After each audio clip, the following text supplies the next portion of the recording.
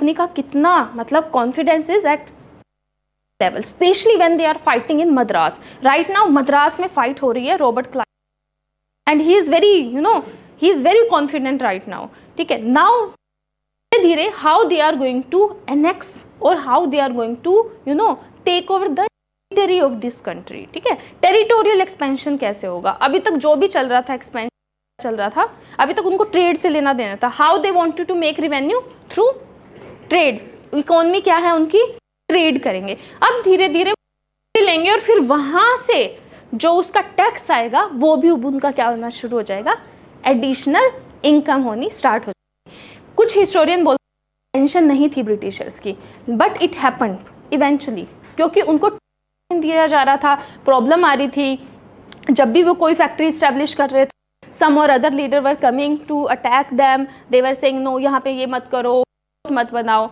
तो फिर उन्होंने क्या किया? they eventually fought with fought, fight कर ली तो नेगोशिएशन स्टार्ट होगी तो this will come into the face. उन ट्रीटी से धीरे धीरे छोटे छोटे राइट्स पहले लेना लेंगे और बाद में पूरी की पूरी टेरिटरीज उन किंग से ले लेंगे। तो ये सिस्टम टाइम चलता रहा। तो हम देखेंगे सबसे पहले तो कैसे बंगाल जो है वो कैसे फाइनली किसके कंट्रोल में? ब्रिटिशर्स के। सबसे पहले बंगाल ही आएगा। फिर हम देखेंगे कि अवध कैसे कंट्रोल में आएगा? ब्रिटिशर्स के through battle. Then we will see how Mysore is going to under control. We will go to कि मराठास। अच्छा, मैसूर और मराठा लगभग साथ साथ ही इनका एनेक्सेशन हो जाएगा। ठीक है, देन पंजाब। ठीक है, वैसे सिंध, पंजाब से पहले सिंध को कर लेंगे ये नेक्स्ट। तो इस तरह से इंडिया का ये ऑलमोस्ट पूरा ही मैप हो गया। कौन बचा? त्रावणकोर, निज़ाम बचा है। लेकिन इनके साथ भी डिफरेंट ट्रीटीज कर ली जाएंगे, treaty such as subsidiary alliance. ठीक है, ट्रीटीज डॉक्ट्रिन ऑफ लैप्स के अंडर ही ग्रैब कर लेंगे किसी भी किंगडम को। तो कुछ एरिया का तो वो अपने कंट्रोल में कर लेंगे, कुछ एरिया स्टेट्स के पास रहेंगे, बट ऑलमोस्ट पावर किसकी होगी? ब्रिटिशर्स की होगी। और जब ये सारा सिनारियो हो जाएगा और ब्रिटिशर्स की जो एक्सपेंशनिस्ट ग्रीड है वो एक पीक पे पहुंच जाएगी, then these kings who were fighting individually first, then they are fighting going to fight together in 1857। वो क्या है? वो पीक हो जाएगा। ठीक है, अभी स्टोरी में पढ़ेंगे। अभी तो हम 1818, अभी तो ये एक्सपेंशन एरिया। फिर 18 से लेके 1855 के अराउंड का जो टाइम पीरियड, के अराउंड का टाइम पीरियड बोला जाता है कि कंसोलिडेशन क्या है? कि ऑलमोस्ट हमने एक्सपेंड कर दिया है सारा।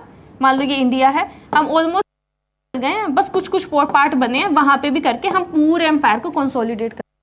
तो एनेक्सेशन ऑफ पंजाब और सिंध आता है हमारा कंसोलिडेशन इस टाइम पीरियड में।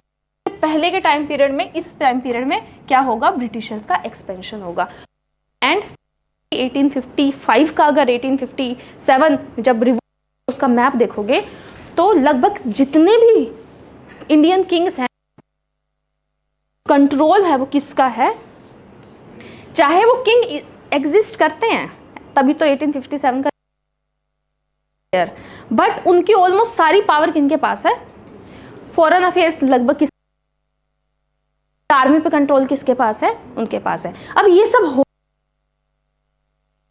एक स्टेट्स कैसे उसके करेंगे ब्रिटिशर्स। और अच्छा, कि ब्रिटिशर्स तो मैं बोल रही हूँ बेसिकली कौन है ये लोग प्राइवेट कंपनी है, ईस्ट इंडिया कंपनी। अभी ब्रिटिश गवर्नमेंट कुछ नहीं कर रही है।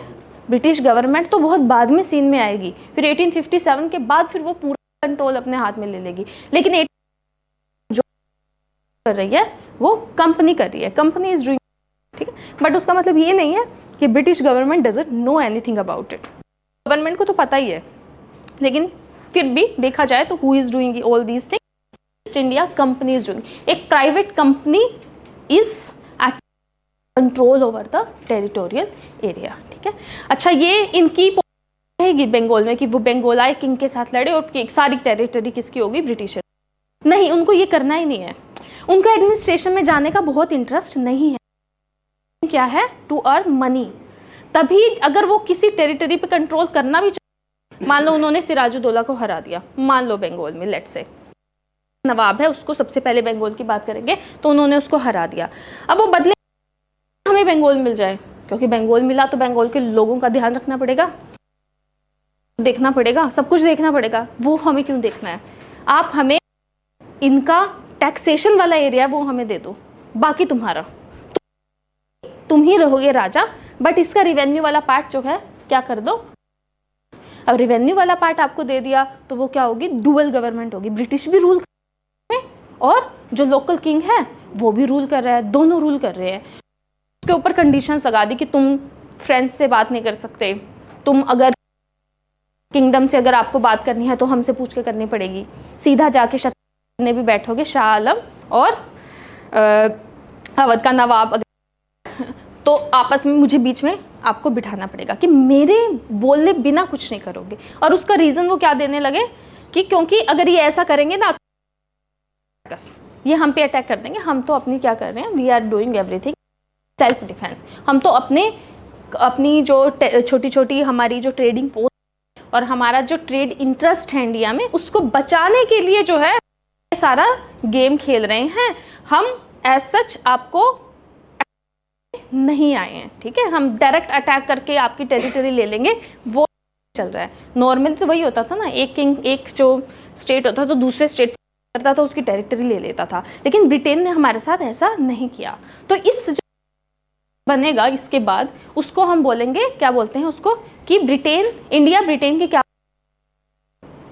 एक होता है इंपीरियलिज्म, ठीक है, इंपीरियल भी बोल सकते हैं कि ब्रिटेन वाज इंपीरियल कंट्री और हम उनके क्या है, सबऑर्डिनेट है, ये हो गया इंपीरियलिज्म। एक दूसरा कॉलोनियलिज्म, ठीक है, कॉलोनियलिज्म क्या है, उसमें तो कंप्लीट सबऑर्डिनेशन हो गया। पॉलिटिकल सबऑर्डिनेशन तो हुआ ही, सोशल इकोनॉमिक हर तरह का सबऑर्डिनेशन क्या बोला जाएगा, उसको बोलेंगे कंप्लीट कॉलोनी। एक होता है इंपीरियल कि एक स्टेट है उसके ऊपर दूसरा, लेकिन वो जो स्टेट है उसका जो कल्चर है, उसकी जो इकोनॉमी है, वो ऑलमोस्ट किसकी रहती है, लोगों की रहती है, self government type of situation रहती है। लेकिन यहाँ पे क्या होगा, नहीं, टाइम धीरे धीरे इकोनॉमी पे किसका कंट्रोल, और जो भी होगा कॉलोनी भी होता है, मतलब कॉलोनी में even whatever the imperial power और the mother country is going to do in a colony, वो हमेशा किसके इंटरेस्ट होगा, वो हमेशा मदरलैंड की, मदर कंट्री है उसके इंटरेस्ट में होगा, कॉलोनी। तो ब्रिटिशर्स ने इंडिया को क्या बनाया, कॉलोनी। इस पूरे सिस्टम को, अच्छा India was not the only country which became colony at that point of time, whole of the world was colony or one or another European power, किस ना किसी यूरोप की कोई ना कोई कॉलोनी था ही। जैसे अफ्रीका में फ्रेंच थे बहुत सारे, ठीक है, and Britishers they divided Africa. South east Asia में डच ईस्ट इंडीज भी बोलने लगे, साउथ ईस्ट एशिया का नाम ही डच ईस्ट इंडीज था, डच के नेम पे ही उनका नाम पड़ गया। और फिर अमेरिका डिस्कवर हो गया, Portuguese people they reach America, तो वहाँ अमेरिका में उन्होंने अपनी कॉलोनी बना दी। वो पूरे वर्ल्ड को क्या कर लिया, लगभग आपस में डिवाइड कर लिया। The seen this was actually, ये लगा लो ये उस टाइम का एक political fashion which was going on. जैसे आज क्या है पॉलिटिकल लेवल पे, आज क्या चल रहा है, डेमोक्रेसी चल रही है, बट इंटरनेशनल आपको क्या लगता है क्या चल रहा है, किसका डोमिनेशन है? वर्ल्ड जो है इसको बोलते हैं यूनिपोलर वर्ल्ड है, क्योंकि अमेरिका का डोमिनेंस है। अब पॉलिसी में कोई अमेरिका के इंटरेस्ट के अगेंस्ट जाके कुछ कर नहीं कर सकता ना। देखो वैसा जैसा उस टाइम पे था, उस टाइम पे तो बहुत बुरा सिचुएशन था, बट आज भी वर्ल्ड में कोई एक पावर ऐसी होती है, एक ट्रेंड ऐसा होता है जो चल रहा होता है, जिसमें are above and some are below for some reason. अब धीरे धीरे बोल रहे हैं कि वर्ल्ड यूनिट से बाईपोलर बनना है, चाइना इज ऑल्सो कमिंग, ठीक है, चाइना भी धीरे धीरे इमर्ज हो रहा है, तो चाइना हो जाएगा, that's why the America is not liking it. तो अभी वर्ल्ड में क्या होता है, डोमिनेशन चल रही है दो पावर्स की, ठीक है, चाइना की और किसकी, चाहे वो किसी तरह से चलाइए, चाहे चाइना ने डंपिंग कर करके अपने प्रोडक्ट सस्ते में बेच बेच के सारी कंट्रीज़ की मैन्युफैक्चरिंग जो इंडस्ट्री है उसको क्या कर दिया, लगभग वो डिस्ट्रॉय हो गई, क्योंकि चाइना से सामान मंगाना बहुत अच्छा, मतलब इजी है, और क्वालिटी भी चाहे कुछ भी बोलो इंडिया में बनेगा तो उससे बेटर चाइना वाले सस्ते में बना के आपको दे देंगे, ठीक है। तो there is no doubt in that, so they did it. तो पूरा वर्ल्ड लगभग कौन से प्रोडक्ट यूज़ कर रहा है, कोई भी छोटा सा मैन्युफैक्चरिंग प्रोडक्ट होगा, almost most of them are from China only, सारे के सारे कहाँ से, चाइना। और पूरे वर्ल्ड ने मैन्युफैक्चरिंग करनी बंद कर दी, क्योंकि उन्होंने आउटसोर्स कहाँ से कर लिया, उन्होंने सबने चाइना से कर लिया। सो ये ट्रेंड होती हैं, time at the international level कुछ ना कुछ ट्रेंड